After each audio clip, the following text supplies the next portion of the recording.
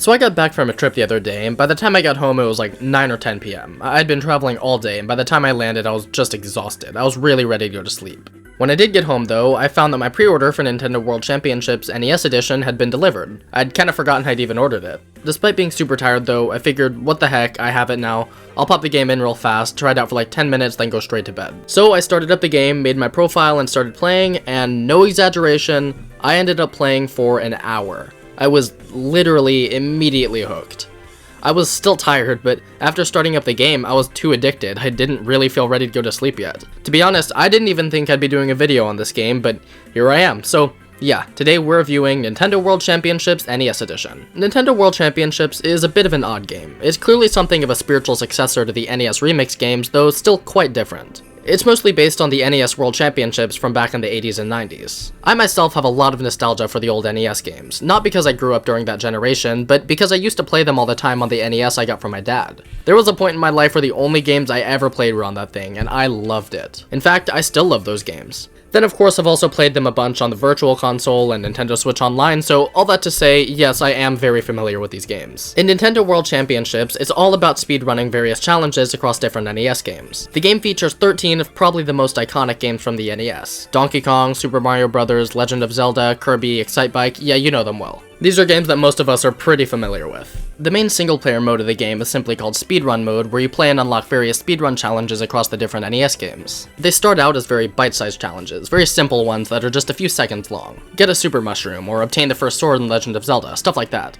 But the further you unlock more challenges, the longer and more difficult they become, allowing for more room for error. Stuff like completing an entire level or defeating a boss. Every time you attempt a challenge, you get coins, and you get more coins for getting shorter times on these challenges. And this gameplay loop is addictive as heck. The game makes speedrunning these levels as convenient as possible without it ever feeling unfair in any way. If you die in a level, the game quickly rewinds to a few seconds before you died so you can easily fix your mistake. This may sound a bit overpowered, and it would be, if it weren't for the fact that the clock itself doesn't rewind with you. Dying and being sent back in time only really means you lose more time, so if you die in a challenge, you've basically just fumbled the run. That's okay though, because you can easily reset the challenge and clock by hitting the bumpers, and you can instantly quit the challenge by hitting the triggers. I greatly appreciate this streamlined way of doing things, as it keeps speedrunning from feeling tedious. These challenges are hard to put down and can be pretty difficult. I'm just always wanting to retry and grind out my time. You get graded on a scale of C to S based on your speed, and chasing that S grade is such a great motivator to keep trying to optimize your run. I feel accomplished every single time I beat a challenge just a little bit faster, even by just a few milliseconds. However, while these 40-year-old games are definitely a lot of fun, it is worth noting that their controls have not been polished up to fit modern standards, or at least not very noticeably. The only change I actually did notice was that barrels no longer fall down ladders in Donkey Kong. That's actually really nice, as cutting down on the RNG is a good call for speedrunning. But aside from that, yeah, these games definitely show their age. Balloon Fight feels insanely slippery, Ice Climbers feels like you're jumping around in syrup, and Excitebike, I still don't even understand how that game works. There's no input buffering, so a lot of stuff actually has to be pretty frame perfect. The physics in these games can be pretty unreliable and have you constantly losing time.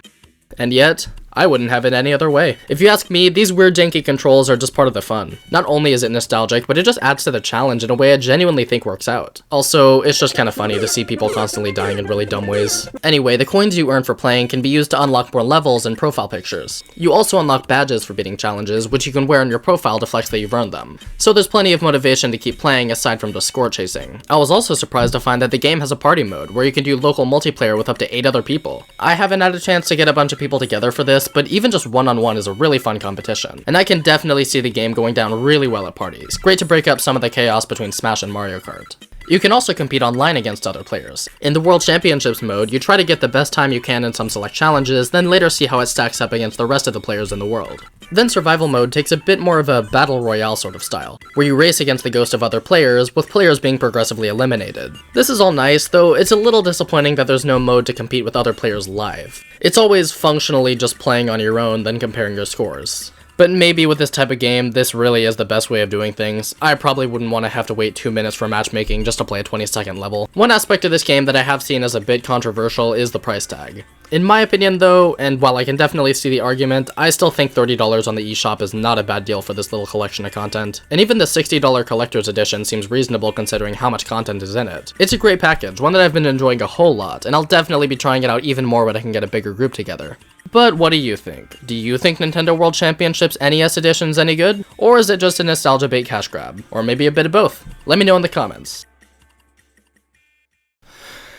Alright, now we can finally go to sleep.